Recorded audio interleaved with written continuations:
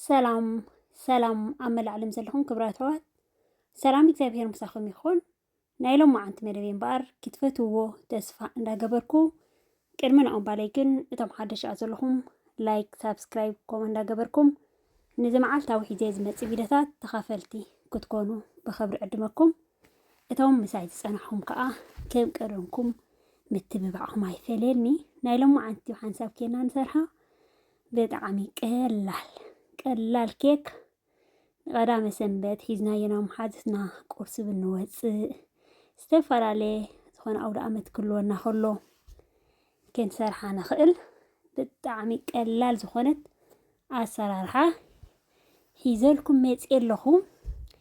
መጀመርያ ከም ዝረኣኹሞ ሽኮርየ ተጠቒመ በዚ ናይ ሻሂ መስተይ ቢከር ማለት እዩ። እንደገና ከዓ እንቋቑሖ 4 ተጠቒመ ኣለኹ። ሕጂ እንታይ ከዓ ትብላ ኣሕዋተይ እንቋቑሖ እንዳሸተተና ሕምባሻ ክንሰርሕ ከለና እንቋቑሖ ተገይርናሉ እንደገና እውን ኬክ ክንሰርሕ ከለና ገለ ትብላ እዚ ቫኒላ ሽኮር ወይ ፈሳሲ ወይ ከዓ እዚ ተጠቒምና እቲ ናቱ ጨንኡ የጥፍአልና ማለት እዩ። እንደገና ከዓ መንደሪኒ እንተፀኒሕና ኣብ ገዛ ፍሕፍሕ ኣቢልና ንገብረሉ ወይ ከዓ ኣራንሺ ተገይርናሉ ከዓ ፍሕፍሕ ኣቢልና ዋላ ትፅሟቕ ተገይርናሉ ብጣዕሚ እዩ ነቲ ጨና ናይ እንቋቑሖ ኣጥፍእ ዘብለልና። ሕጂ ኖርማል እያ ከምዚ እቲ ፃዕዳ እንቋቑሖ በይኑ ክንሃርሞ ንኽእልና ግን ከምዚ ጌርና ብሓንሳብ ሓዋዊስና ሃሪምና ከማ ፀገም የብሉን እዩ። ሕጂ ምህራም የድሊ እዩ ፅቡቅ ጌርና ከም ትሪእዎ ዘለኹም ናብ ፃዕዳ ተቐይሩ ፈኺሱ ማለት እዩ። ብጣዕሚ ፅቡቅ ጌረ ህርም ማቢለየ ኣለኹ ማለት እዩ። ክሳብ ብውሕድ 6-7 ደቂቃ ዝኸውን ሃሪምና ዋላ ልዕሊ ተኾይኑ እቲ ኬክና ይፈኩስ እምበር ዋላ ሓደ ይከውንን እዩ። እንደገና ከዓ እቲ ፎርነና ወሊእና ክንፀንሕ ኣለና ብዙሕ ተእቲናዮ ክነፍሰና እዩ ፅቡቅ ክመፅእ ኣይክእልን እዩ ፈኪስ ክኸውን ኣይክእልን ማለት እዩ።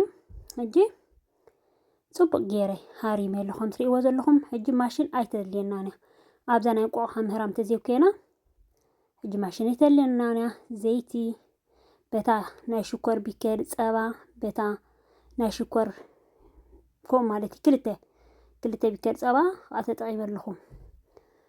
እቲ መዐቀኒና ሚዛን ተሊና ፅቡቅ እንዳመዘና 100 ግራም ድዩ 150 ግራም ድዩ እቲ ኬክ ሕጂ ግጅፍ ዝበለ ንሰርሖ ተሊና ኮይና እቲ እንቋቑሖ ኤክስትራ 6-7 ክንገብሮ ንኽእል ኢና። ንእሽተይ ተኮይኑ 2-3 ክንገብር ንኽእል ኢና። ግን ብዝኾነ ኮይኑ ክንዕቅኖ ወይ ቢከር ገርና መዐቀኒ ክንሰርሕ ኣለና ወይ ከዓኒ ብሚዛን እናገበርና ሕጂ ሓርጭ ከዓ ኣብዚ ሓርጭ ኖርማል ሓርጭ ተጠቒመ ዘለኹ ፊኖ ማለት እዩ። ሓርጭና እንተነፊናዮ ከዓ ተመራፂ ምክንያቱ እቲ ኬክና ፎኪስ ንክኸውን ከዓ ይሕግዘና እዩ ማለት እዩ። ከም ትሪእዎ ዘለኹም ቀጢን ኣይኮነ ሓፊስ ኣይኮነ ማእኸላይ ክንገብሮ ኢና። ናተይ ውሑድ ኣይኮነን ብዙሕ ዝበለ እዩ ዘሎ።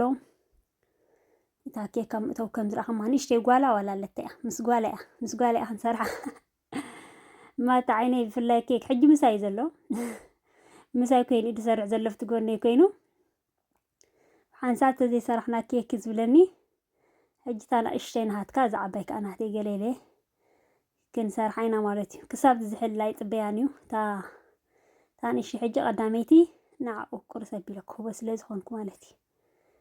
ክቡራት ኣሕዋተይ እዚ ቪድዮ ላይክ ምግባር ኣይትረስዑ፣ ላይክ ግበሩሉ።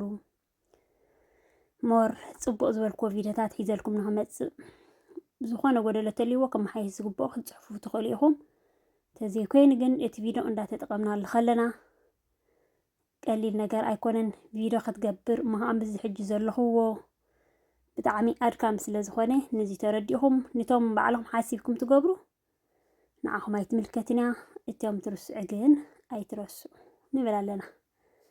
ሕጂ እንታይ ይገብር ኣለኹ ቤኪንግ ፓውደር ከዓ ሓንቲ ዕሽግቲ ከምዚ ትሪእዎ ዘለኹም ከዓ ገይረ ኣለኹ ንፍየ ብላ መጨረሻ እየ ዝገብሮ ዘለኹ ምክንያቱ ከይወድቀና ምእንታን ምስቲ ሓርጭ ጌርና ህርም ተዊዕልናዮ ክወድቀና ስለ ዝኽእል መጨረሻ ተገይርናዮ ተመራፂ። ዋላ ሓደ ማሽን የድልየናኒ ካብዚኣ እንድሓር ብኢድ እንዳገበርና ክንሃርማ ኢና።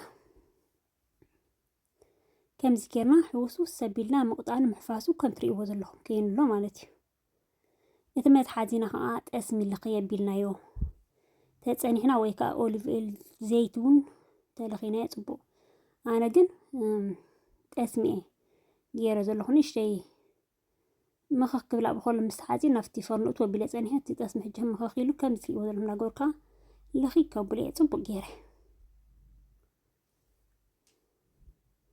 نتان إشي نتا ولا كم كيري لخي يبيلي الله بتقسم مالتي حج قرب يخاطر فلامبر دار دخول سابزي ياخو قبره تنا تحطات ود حطات كيرنا معشونا يقال عمالتي دس يخ ازبل بالسي اوالدين كنسرح بكشي نزبلا مثلا بر اودات سمع رهن دس اي مثلا نيجن ما تعيني بقى waxaan saamta zey sarxana zukhona ነገር kom ይዝብለኒ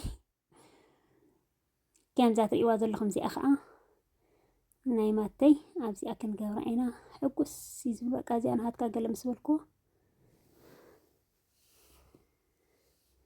كم ذات إيواز اللي خم جيرنا حجب حسابنا خلنا أتوان ب157 كيك نسرح خلنا تحتي له هدي لك بس لنا منتن كان 170 كسب 175 زحل تخوينون 180 هم قبرنا خيل نعم بتقول نهو إنتان هتحافي بلا اللي رأي وبلو ما تعيني دا أجي إيتي يا نايداك ما يتنسى سريحي أنا كون زبالكم تدرو كبير بديل نسلنا زنبري نصبح يتفخو يسنو طعمي ني 35 دقيق كأ أتني هيو دحري 35 دقيق كمان تفيدو صوب أي مسألكم إني حدا جزء يسألمت حدا جزء برهاني بزحو حدا جزء كم إني تصرح نجار كم زي كاميرا هتكبر كلها ترفضهم دي سي ولا ناي مرعاتات دي ناي تمكتات دي بزح فيديوهاتيو